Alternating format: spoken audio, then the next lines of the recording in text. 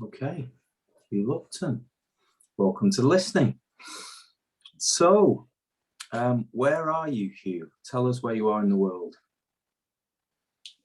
Well, I am physically in the world. Well, yeah, physically in the world. I'm spiritually, whatever you want. I'm in Spratt's Green, which is a hamlet just outside Aylsham in Norfolk, on a small holding. And how is it there today? It's been it's rather a beautiful evening. It's kind of blustery autumn. Feels as though autumn has arrived. Slight chill, but it's been sunny and lovely cloud. Yeah. So yeah, it's been a nice day. Yeah, it feels like the season's turned for sure today. Yeah, it's just like in the last few days. That heat, didn't we? We had a bit of heat at the end, sort of end of summer heat in September, but now the winds have come. It feels like we're in it now. Yeah. So tell me what has led you to being where you are, because I know a little bit about your place. You've kind of gone to the land in the last few years. How many years have you been there? And just sort of tell us what led you to go to that place, or if you can kind of talk a bit about that. Yeah, well, we've been here about 10 years. And I was increasingly feeling that I wanted to be in a deeper relationship with the land, with the seasons, with working the land. And also I was feeling that I wanted to be more independent. I wanted to be able to grow more of my own food, have that, in a way, I suppose, that sort of security of land which is available to use. So yeah, that all came together, and then we were looking for somewhere, living in the town of Aylsham, where we'd been for years and years and years. And this place came up. It was a bit of a miracle. It was in very bad nick, completely overrun with nettles and thistles, and needing a lot of attention, but at a price we could afford. So it was wonderful because it's very close to Aylsham. So we were able to keep our circles of friends and friendship and links and associations, but move out into open fields. Yeah. And how, so over that 10 years, which is a good period of time to get to know a place, how has it sort of revealed itself to you, or has there been a process of it kind of slowly showing you itself, or what's that been like, that journey of kind of connecting in with it from that initial impulse and idea to your actual experience of having spent that time? Yeah, well, a place slowly, I guess it's a kind of growing intimacy with a place. You start off with a kind of an overall sense of it, but slowly you discover where, I kind of know all the trees, and I've planted a lot of trees, and it's watching them and visiting them. We've planted a lot of fruit trees. And yeah, it's a kind of deepening sense. I guess it's kind of a friendship. It's a sort of deepening friendship with place, and kind of layers of place as well. I've always been interested in the way that place and story kind of overlap with each other, and one's own story as well as the myths of landscape. There's a psychologist called James Hillman who talks about restorying the landscape, and I suppose one does that oneself in a way with one's own history. But at the same time, places begin to reveal themselves. You know, you find things, get a sense, find names scratched onto old red brick walls, get a sense of yourself as a part of a kind of continuing narrative. And I love that. Yeah, layers of stories. There are layers and layers, aren't there? They kind of build up like strata in rocks, I guess. All the lives lived. Yeah, all that human interaction with place. And not just human interaction, all the interactions of place, the animals, the birds, the layers of vegetation, you know, it's all there. It's all telling its own story. Yeah, it feels to me like the origin of culture is obviously the land, you know, because all the different, if you think about all the different cultures in the world, and all the myths and all the stories that have come from all the places, they all have those archetypal similarities and resonances, but the content and coloring of them is unique to the place. And it's the place, it seems to me, that grows, the soil kind of grows the particular style of the story or the myth. Yeah. You know, on top of or mixes with or blends with that archetypal impulse that's in humans and creates this unique, you know, kind of flora that's relating to weather and place and geology and all of that. It's an interesting thing to think that our stories, that we are writing our stories, aren't we? As we live, we are actually writing a story. You know, our lives are stories basically being written as we continue through them. Yeah, in the way that you know, the tracks of animals are a narrative, in a sense, that's kind of written on the landscape. And ephemeral maybe, but it's there. And you know, with indigenous peoples, it's telling a very clear story. And we do the same thing. You know, we leave our trackways. We tread our paths, and they are narratives. They're stories. Yeah. And then it's an interesting thing that the story can be carried by, I don't know, trade routes or whatever, and people can hear it and adapt it and take a kind of core narrative thread, but then, as you say, recolor it with their own experience in their own place. And then at the same time, you get stories that appear all over the world, but I don't know, it seems to be something more about the way the human mind works, that there's something that crystallizes in the human consciousness and makes these narrative shapes. And it's a relationship between the two, the stories that are carried from place to place and the stories that just emerge by virtue of being human and the way that we perceive as humans. And the two seem to work together. And have you noticed, as you've undergone this process of 10 years of weaving a relationship with the land, have you noticed any influence from that on your craft as a storyteller, or on your writing of story, or, you know, whatever, poetry or whatever you've been writing? Have you noticed, has there been a marked difference in this period to what came before, when you weren't so closely tied in? I mean, or maybe you were in a different one. Yeah, that's an interesting question.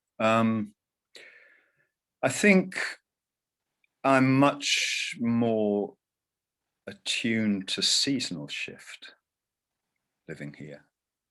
you know, living in a small town, which we had done for years, you know, you're sort of, even though it's you know, small market town, you're still somehow sheltered from, you know, the full force of the wind, for example. And you know, growing a lot of fruit and vegetables, the frosts, they don't just whiten the lawn, they actually, you know, have an effect on what you're going to be eating a few months later. And so it's a much more direct relationship with the shifts of the year. And I think that has fed into my work.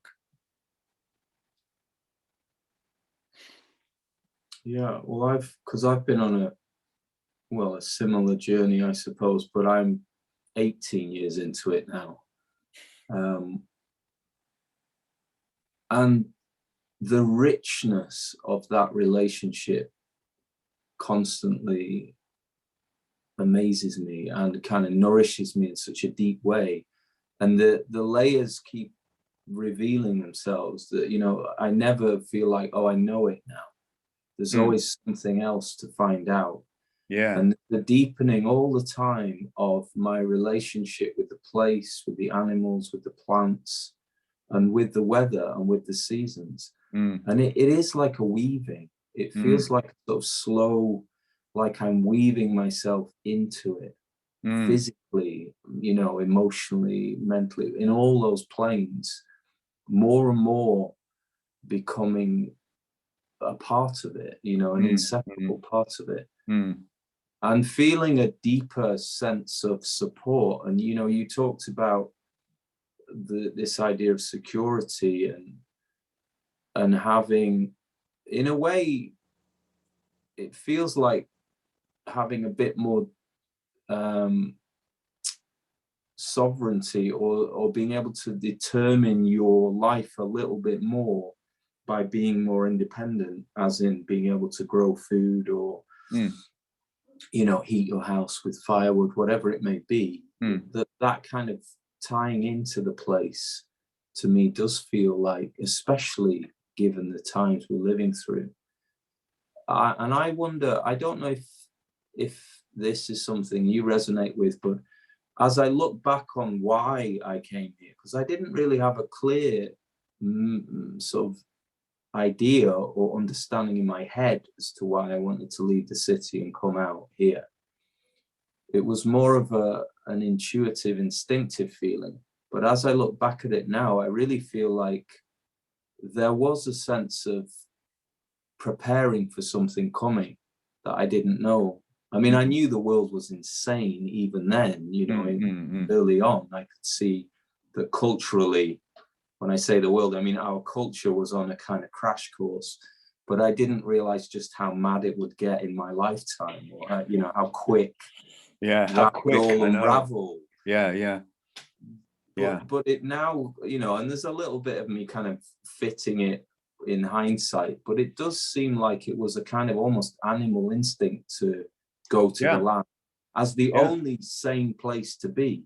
And more and more I feel that relationship is the only thing I can rely on, because the human world is in chaos, but the seasons, even with the changing climate, there's still something you can relate to in a dependable way. And there's this immense, timeless, you know, perspective of the living earth, which is a great sort of comfort to me, I suppose, knowing that life will continue, whatever, and that I am an inseparable part of it. And there's a great solace in that for me. Do you have any of that sense? Yeah, absolutely. But also at the same time, it makes me aware of the precariousness of it. I mean, just the precariousness. I mean, if one was really, truly living off the land, if this was, you know, I can, if things go bad, you know, if things go badly and the spuds don't grow, I can go and buy spuds, you know, still. But it makes me realize, you know, how much work is involved. I mean, and how precarious actually really to really live off the land would be. And in a way, how that sort of throws us. And I think, we're going to have to discover this more and more in the coming years, how this kind of throws us into our interdependence with the rest of creation. There's nothing we can take for granted. We're as vulnerable as a little sort of sparrow shivering on a branch in January. It's and that's a great thing to learn. Yeah, this year it's been a really difficult year for growing in Norfolk this year. And incredibly, just one weather event, this really brought it home to me how a change in or an increase in the frequency of sort of bizarre or extreme weather events is really going to mess things up.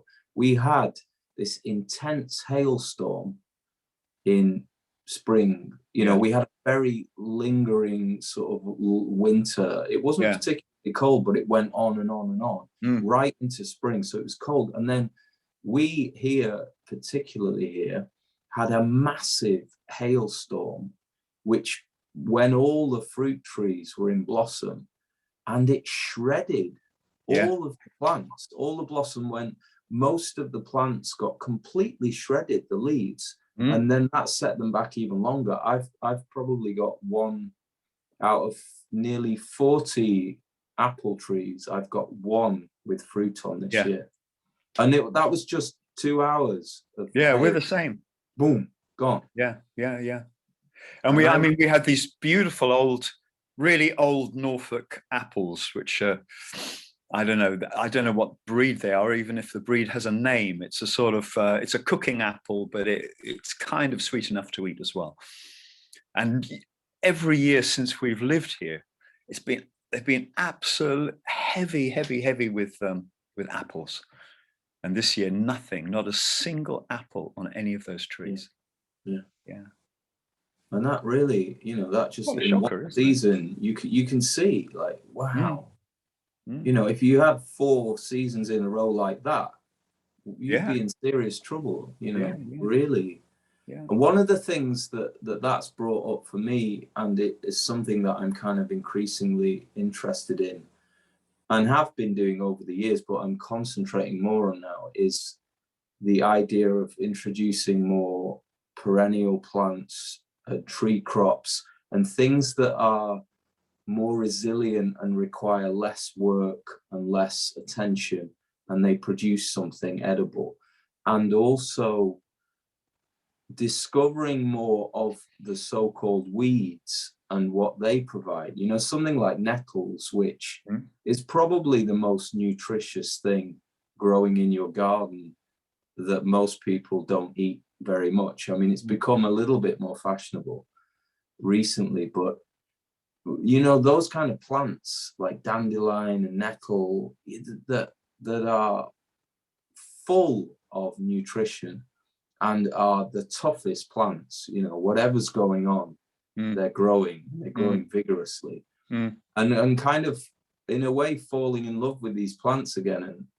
And I, even in the gardening, as I'm pulling them up, I'm not seeing them as weeds anymore. I'm seeing them as this kind of plant food as well. Like I'll just pull it up and lay it on the soil, knowing that it's going to feed the plants that are growing with all these incredible nutrients, and they keep just coming. So they're sort of, that's another relationship that I'm kind of working on now, like embracing what's there in that way, and as well as kind of eating them more, or finding ways to kind of bring them into our diet, also using them in the garden. Just composting them back. And it's funny, the change of attitude, instead of it being like, oh my God, the weeds, and hating them, the kind of the gardening culture is all about almost hating the weeds. I have a completely different view of them now. And it's changed the whole experience of weeding a garden bed. It's kind of peaceful now, and I almost enjoy seeing them there. And just the change, the psychological change Yeah. makes doing the weeding a whole different experience. And it's things like that that are being revealed to me now, that are sort of saying, get closer, get lower, become more familiar, see who's already there right under your nose, dismiss, or at least have an open mind about all the stories you've inherited about how to do the gardening. Let the plants maybe show you something, or maybe there are forgotten ways. Yeah. Sure. Well, yeah, I mean, our yard is full of dandelions, and we just enjoy them. We just let them do their thing. It's a very, very beautiful flower. It is. It is staggering. A field of dandelions. It's just dazzling. Yeah. Yeah. Let and them they're sweet. Flowers are sweet. You put them, make a tea with the flowers or something. They're really sweet, and so they must be full of sugar as well. So there's another. People brew them, don't they? They make wine. But like you say, the beauty. I have it the same every spring. The whole field here is just yellow with dandelions. And I can see my neighbor kind of crying. All that seed blowing across. And they drift all over my garden too, but they're so beautiful, even the seeds, of course. Don't they? Yeah. No, it's there's a definite pull back to the land that I've been feeling for a long time now, as a kind of response to what I perceive as a dying of the culture, or a transitioning. I mean, it is dying, and whether or not something is going to replace it at the same time, or there'll be a period of barrenness, or who knows what. But it's definitely, for me anyway, I'd be interested to hear your view of that. It does feel like the culture I was born into is just dying at the moment, and in its death throes. Yeah. I wonder, how do you experience that, or what's your kind of perspective on that? Well, I think the age that we've grown up with and lived our lives through is coming to an end, and something has got to take its place, and we don't know what it is yet. But one thing is for sure, that it's going to have to be about living in a reciprocal relationship and conversation with the landscape. A completely different way of being. And it probably needs a shift, that because of for me anyway, because of the place that I come from, my education, my whole mindset, it probably needs a shift that maybe I'm not capable of making. Maybe it's something that's not yet shaped itself. Maybe there's a new myth that's bubbling under the surface, and that isn't going to reveal itself for a while yet. But it's going to be something new. Yeah. But at the same time, I think, everywhere people are going back to these kind of hunter-gatherer cultures, and seeing what is, it's so strong in the culture at the moment, seeing what they can teach us. I did a performance a number of years ago now, called I Become Part of It, with a couple of friends who I was working with at the time, Company of Storytellers. And it was about imagining what the mythology might have been for a hunter-gatherer culture, in the Mesolithic, late Stone Age, in what's now England, Britain. And we kind of went to a lot of different hunter-gatherer cultures and tried to apply, you know, looking at the Bushman cultures and the First Nation Americans and many different cultures, and trying to apply their mythology to how this landscape would have been 10,000 years ago. And we found that there were kind of two strands of myth. And one of them was the kind of creation stories, which were all kind of quite humorous, and a lot of them were trickster stories. But the core sacred stories seemed to be the stories about what you had to do to ensure that the animals and the plants returned.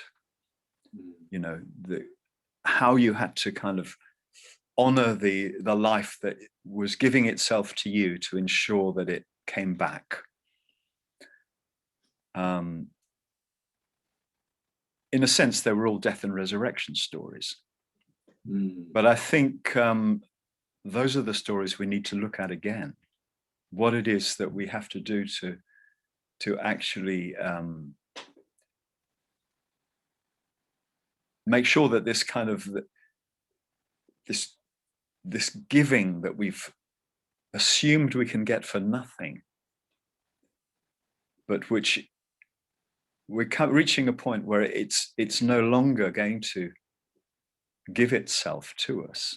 What we have to do to kind of make sure that it continues, it's, you know, it has to be a reciprocal relationship. It has to be a giving as well as a taking, and what the giving has to be is the big question. Otherwise, we're scuppered completely, I think.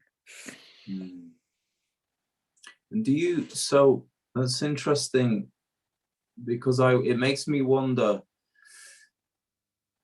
My instinct is that all cultures and all these kind of new myths just arise, that they grow in the same way out of the soil. They're not premeditated. They're not designed or, you know, because totally, yeah. And you know, people keep saying, oh, we need to make a myth. You know, we need to write new fairy tales that speak to our time. You can't do it. No. These things take, you know, they kind of percolate deep in the subconscious and don't reveal themselves. You can't sit down. You know, if someone writes a fairy tale, you can see it from 1,000 miles. It doesn't work. No, it's a mysterious thing. They kind of crystallize in the unconscious in some way. It's so deceptive, because on the surface they're very simple, right? Yeah, exactly. For kids, we all think they're just, you know, it's like a kid's story, but such a depth there, and such a kind of clever, mysterious something in them that you can't fabricate in that way. That's right. I think instinctively, I feel like it's received. It isn't created, you know, by an ego or a single author. It's something that comes through that you just notice and grab onto or put down, or, you know, it's a fleeting thing. And it makes me so when you're working as a storyteller with that kind of in mind, is there anything, do you feel like there's any kind of responsibility in you, in your work, to kind of, is that, or are you adjusting the way you do it with this in mind? Like, I know you can't create it, but are you kind of looking out for the signs, or kind of consciously adopting a kind of midwife role, or has it affected you, or do you feel a sense of responsibility, or perhaps you just know that it's so beyond you that you just kind of have to do your thing, and if it falls on you in some way to make a little piece of it, then so be it? I mean, what's your sense of, in terms of the greater context and the lineage, if you like, of storytellers or culture makers or myth makers? Where do you see yourself now in that kind of role? It's a big question. I think you used the word midwife. I think that's quite a good one in a way. You know, I feel as though as a storyteller, you're kind of a conduit. Behind you, you've got all these ancestral voices that have spoken the tales before you, and here you are in your moment of time with these voices behind you, and somehow your responsibility is to make them speak to your own moment. There's no point it being a nostalgia for some, you know, lost world. It has to speak to now, and that's the challenge. So, you know, you're trying to honor the voices behind, but you're trying to speak to now. And I guess I'm always drawn, even though I don't like stories that have an overt moral. I think, you know,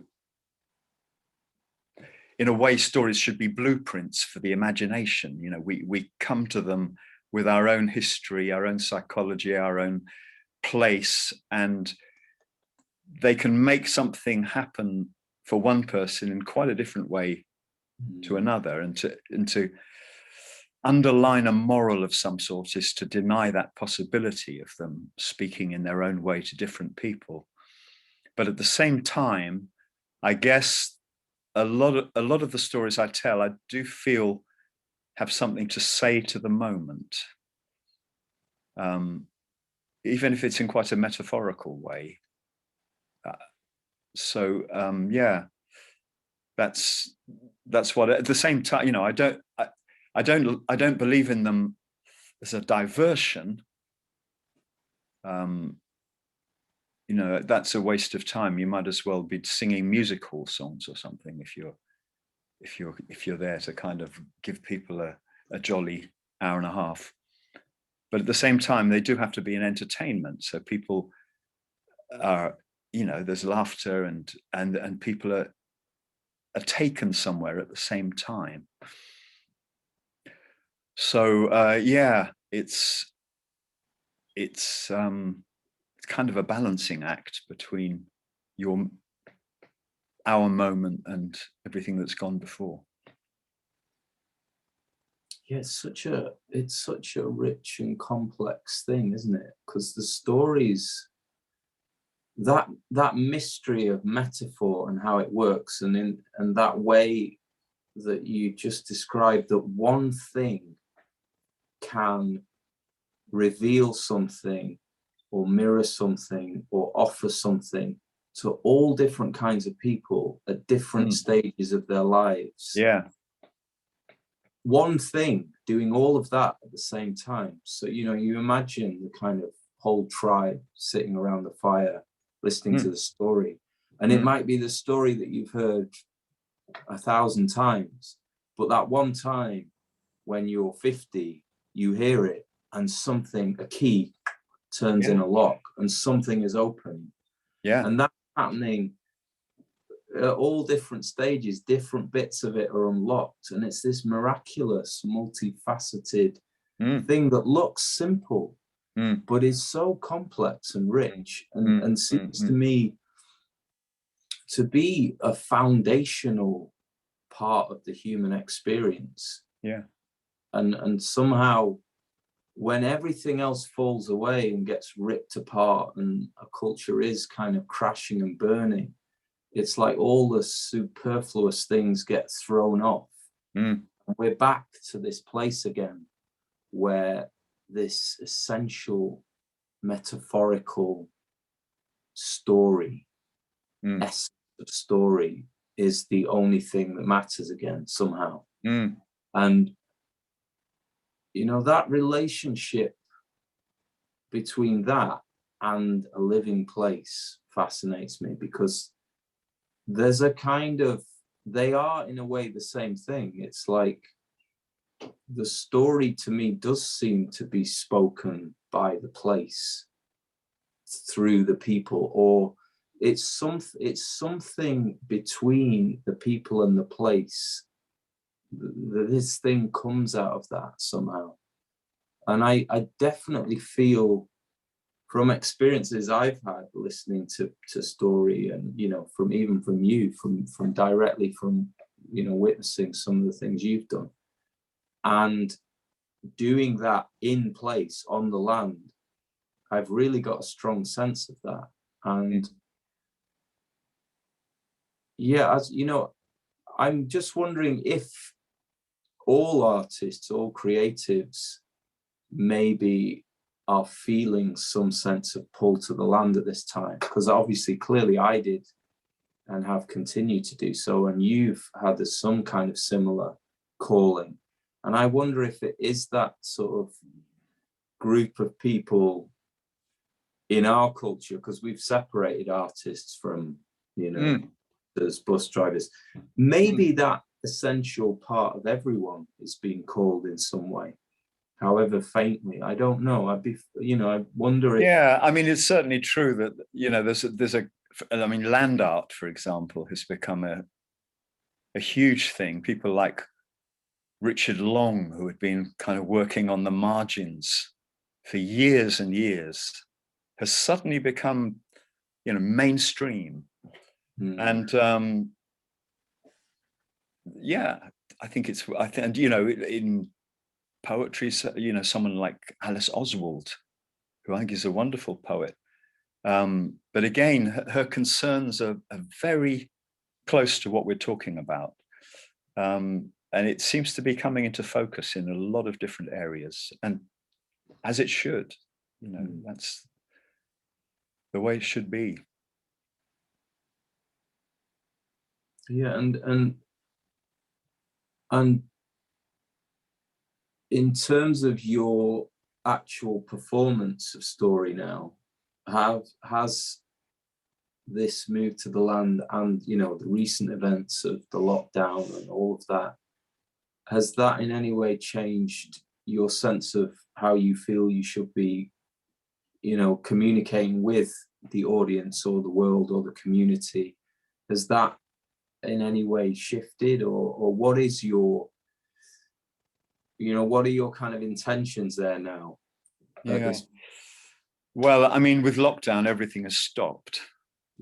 So, performances, I mean, there's been a few, but not very much yet. And people still seem to be quite wary about gatherings. So, yeah, that's gone very quiet. And I've done some storytelling on Zoom, but I don't really like it. Because, the thing about storytelling is that there's a community of attention. And it's very much about people being there, and that sense of what you're saying affects the quality of attention, which feeds back to you. And there's a sort of community of listening and attention that builds up. And with Zoom, it's as though one's kind of speaking into a bit of a void. It's not so much so in one-to-one conversation like this, but with performance. So I'm missing that. During lockdown, I started thinking about what stories or story spoke to the moment. And I kept coming back to one of the Old Testament stories, the story of Job, which I think is a very, very interesting story. And I've been telling it quite a bit recently. And it's the gist of it is 5-minute version. Can you give us a kind of... Well, I'll give you a less than 5-minute version, but the gist of it is that Job is this kind of upstanding, God-fearing man, and God and the devil go into cahoots together, and they decide to put him to the test. And first he loses all of his wealth, and then he falls ill, this terrible disease. And he's he's left lying on a dust heap and sort of scratching at himself with a piece of broken shard, his suppurating sores. And 3 of his old friends come and they get into dialogue with him. And Job he wants to explain to God in a court of law that he's a righteous man and he's being mistreated by his destiny. And it's wonderful, wonderful poetic speeches that he makes. And then finally, there's this tremendous whirlwind comes down from the heavens, throws up the dust so that the 3 friends have to shield their faces from the dust and run away. And then from the heart of the dust storm comes the voice of God. And God reveals himself. It's a bit like the moment in the Bhagavad Gita when Krishna reveals himself to Arjuna. God reveals the kind of enormity of creation. He reveals himself as creation, as something that is too enormous for the human mind to grasp. And at a certain point, Job lifts his hand to his mouth and falls silent. And at the end of the story, the devil appears. In my version, the devil comes to God, and God says, "Where have you been?" He said, "I've been wandering this way and that way on the earth and looking about myself." And God says, "Then you will have seen my servant Job." And the devil said, "I've seen that all that was taken from him has been restored." And God says, "That is as it should be, for he has fallen silent before the hugeness and the incomprehensibility of my creation, and in his silence is the one true prayer." So at a time when everyone was struggling with disease and this sense of trying to make sense of something that was beyond comprehension and had its own life and impetus. In a sense, the only response when one's confronted with these things can be to fall into that prayer, which is that it's big.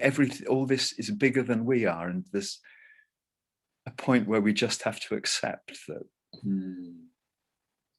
that's the nature of our existence in the world and our little lives. The empty prayer, the kind of, it's like a reset, isn't it? It's the just clearing away of everything, and then what is shows itself. It's like start again, look at it, see it, really see it and know it, and now proceed.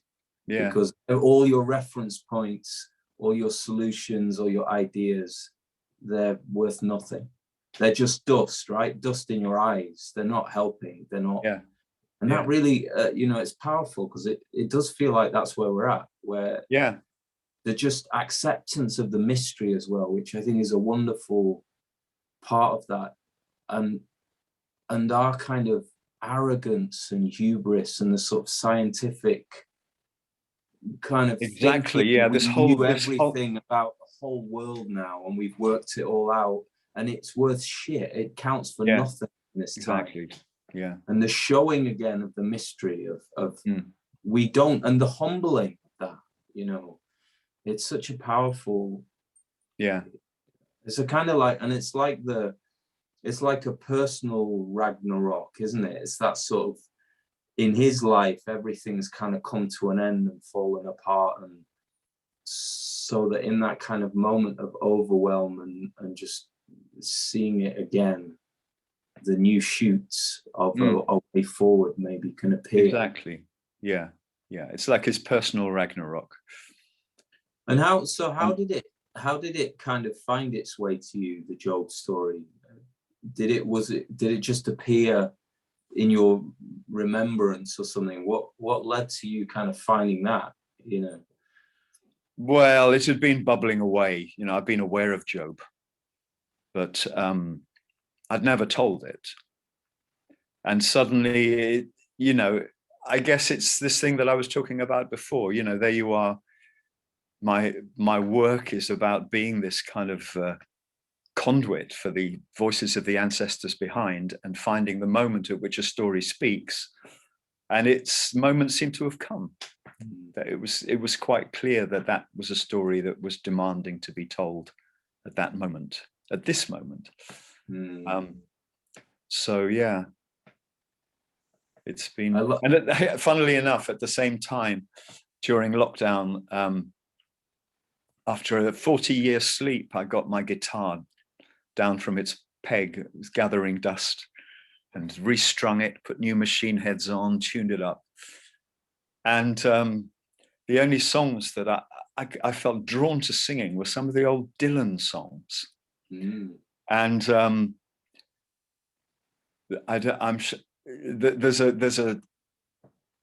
there's one of the songs that, I mean, he wrote at an extraordinarily young age. I think he was like 21 or 22 when he was writing some of this stuff. But there's a song called The Hard Rain. Hard Rain's Gonna Fall. And that goes alongside Job quite wonderfully. It's, you know, it's what did you see, my blue-eyed son? What did you see, my darling young one? I saw a newborn baby with wild wolves all around it. I saw a highway of diamonds with nobody on it. I saw a black branch with blood that kept dripping. I saw a room full of men with their hammers a-bleeding. I saw a white ladder all covered in water. I saw 10,000 talkers whose tongues were all broken. You know, it goes on like this. It's like amazing. Bardic poetry. It's fantastic.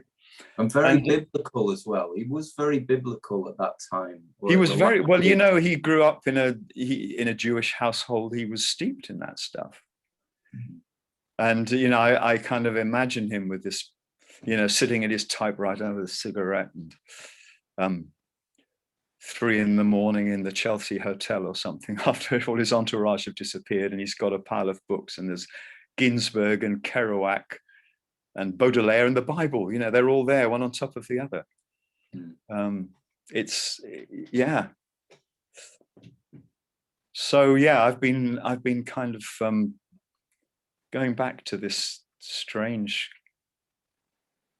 Old Testament world and going back to Dylan. It's like, though, isn't it, that that the culture's being stripped back to the bone, and these are the bones, like the Old Testament. Yeah, these are the old things that right at the heart, all the flesh has just been seared off or slashed off or burnt off or whatever. Yeah, and you just got these bones in the middle, you know, and it has that feeling. I mean, I'm gonna have a read of the Job story because it totally resonates with me, what you're saying. Yeah. I'll send you a link. Yeah, you've got your version out there. Yeah. Oh yeah, great. Yeah. Fantastic. That'd be really good. Maybe we can include that in the description here on this.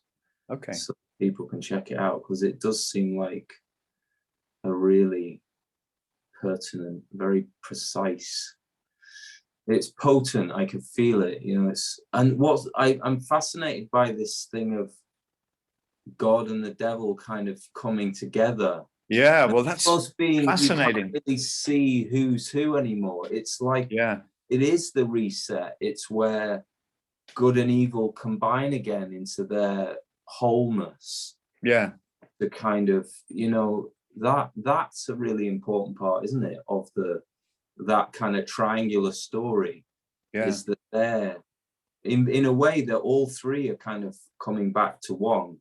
Yeah, I mean, it's as a kid, my parents were great churchgoers, so I got dragged along to Sunday school, and then when I was about I don't know 15, I started to refuse to go. You know, it was a mythology that I resisted completely, and partly because of exactly that, this polarization. But you know, it's a strange thing because that was the mythology that entered me as a child. And so I am aware that even though I've always been drawn to different mythologies, you know, and on the whole, mythologies where the female voice has a much stronger hold than in the Old Testament, which is terribly patriarchal. Mm. At the same time, it is the mythology. You know, I've always been trying to come to terms with that. Those stories that entered my body when I was 4, 5, 6 years old, and it's been quite interesting going back to them after a long journey into other mythologies. Yeah, and they do that destructive, you know, God of the Old Testament does seem to kind of resonate in a way. And also, it's interesting in that you do find traces of a mythology that might once have been more of a balance between male and female principles in the Old Testament, but it's very hard to find. So perhaps echoes of an earlier. Yeah, exactly. Yeah, echoes of Mm. something earlier. And if you were to ask a Roman who Lucifer was, they would have said Venus. The evening star. It's what they call the evening star. And then also Inanna was associated with the evening star because it drops down and then rises again, becomes the morning star. You know, descends and returns in the way that the Inanna myth descends and returns. So there's a kind of suggestion there that in Lucifer there's a kind of fallen female principle. I don't know.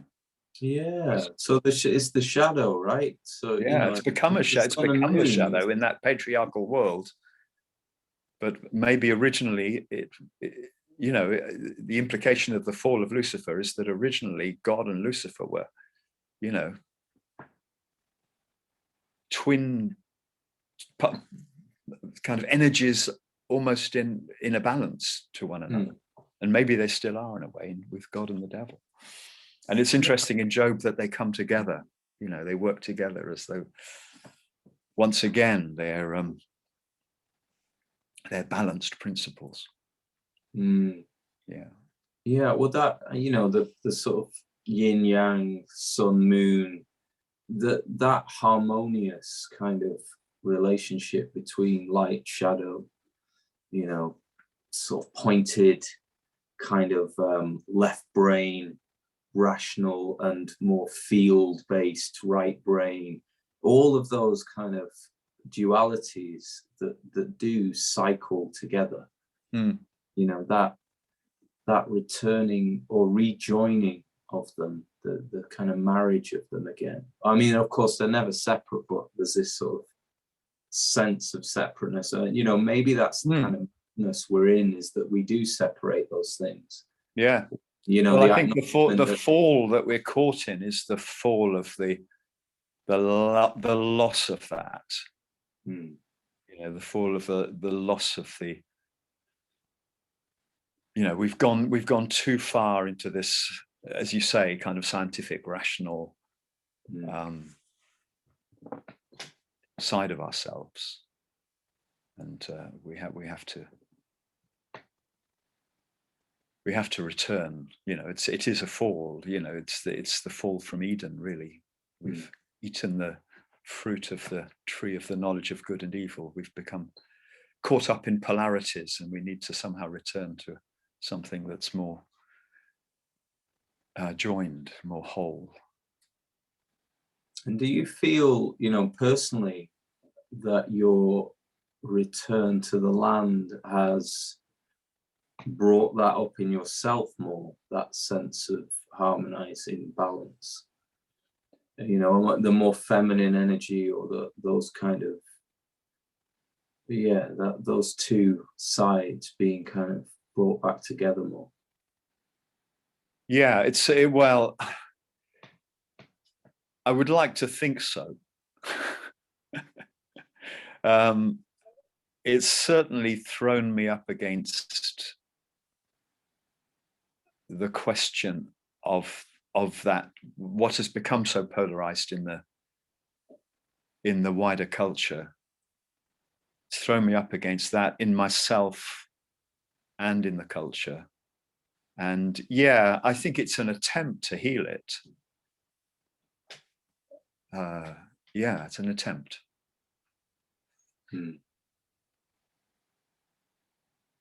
But it's very difficult to shake off. As I said earlier on, it's very, it's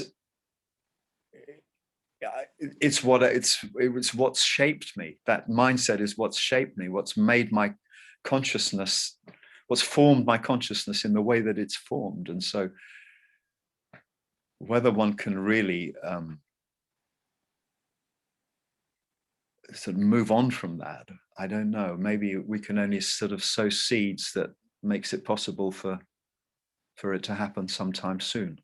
Yeah, I wonder at that too, because in a similar way, I do feel like I have been unlearning that kind of imbalance programming by being in this relationship with something that I do feel is essentially more feminine, or is the kind of balance of that. Yeah. And because it requires a kind of yielding, whenever I've met it with this kind of agency energy, this directing, it's not quite worked out right. Yeah. But whenever I've just said, let go, and just allowed it to hold me, or kind of tried to learn to receive, because it's not a skill I had. I'm still working on it, how to receive something. Well, it's the dandelion thing again, isn't it? It's allowing the dandelions. Not feeling you've got to weed them out, and it's embracing. And that side of things has been because when you have a piece of land, the urge is to kind of somehow or other be in control.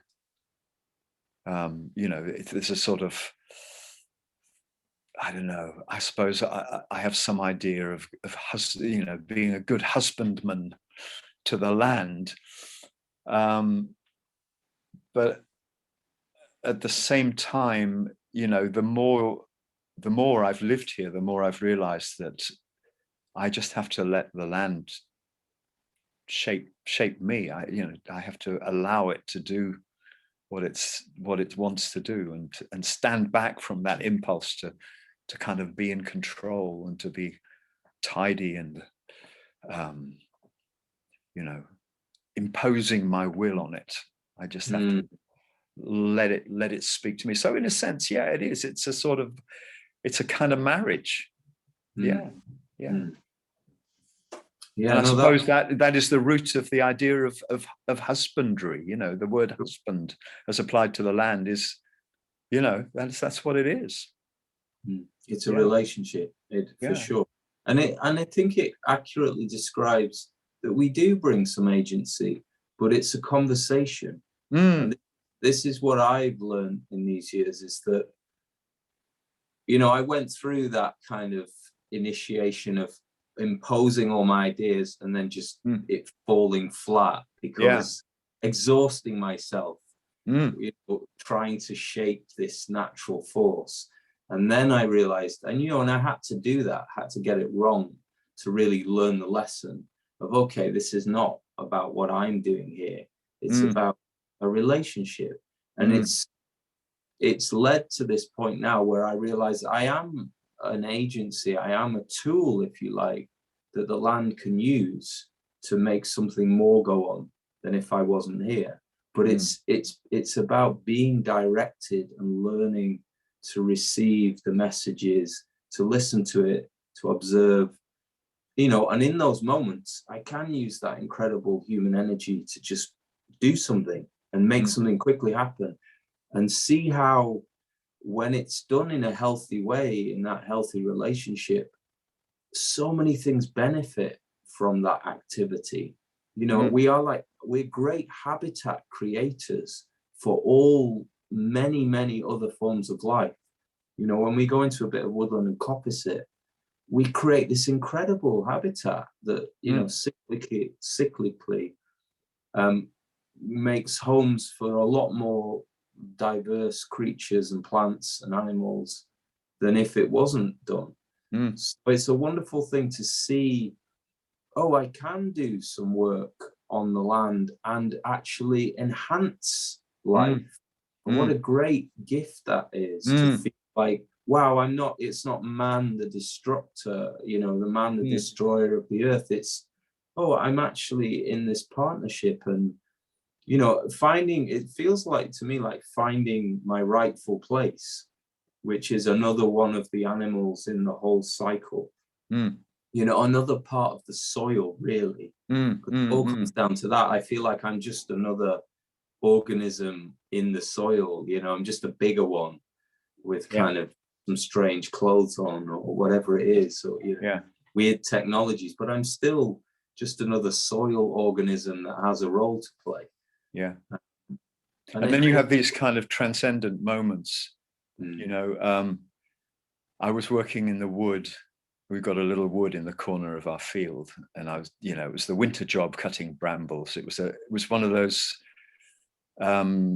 late December, I guess it was November, late sunshine, and the brambles were kind of springing back and tearing my face, and there were midges, and they were kind of getting into my, into my hair, and at a certain moment, I turned, and the late sun was catching the midges, so that each one of them was kind of glowing with a kind of golden light, and they were in their midge dance. And it was suddenly from a kind of frustration and discomfort and anger with the kind of forces of the natural world that were kind of getting in the way of what I wanted to do. Suddenly there was this moment of absolute transcendence when creation kind of revealed itself in all its beauty and mystery, and you just get these moments where everything turns. Extraordinary. And it's wonderful to be in a position where that can happen, and I find it happens more and more often. And part of that is a sense that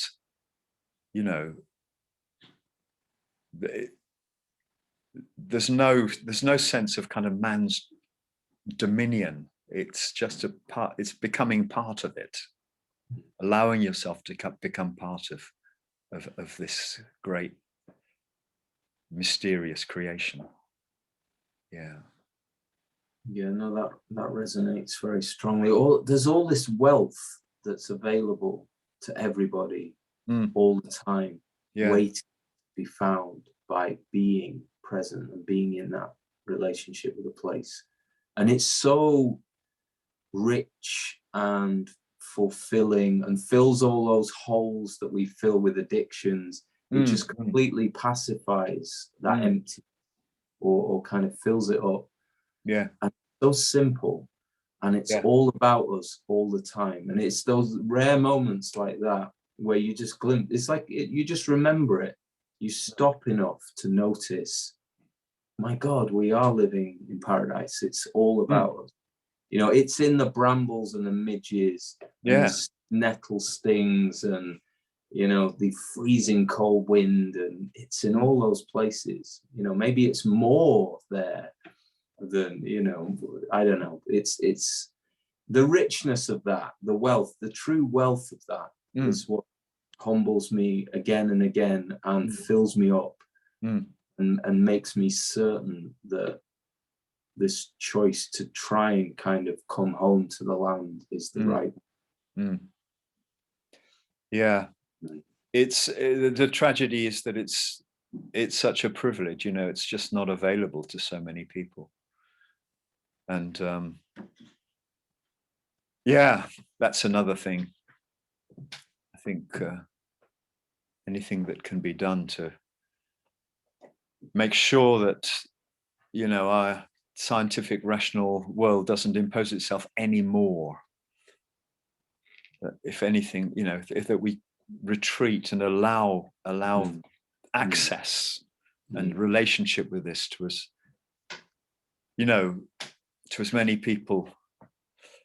And you know, the fact that more than half the population of the world now is living in cities and ghettos on the edges of cities, you know, it's the loss of that possibility of, I suppose, let's call it Eden. Even if it is nettles and brambles, it's still Eden. The loss of that is a tragedy and a terrible impoverishment.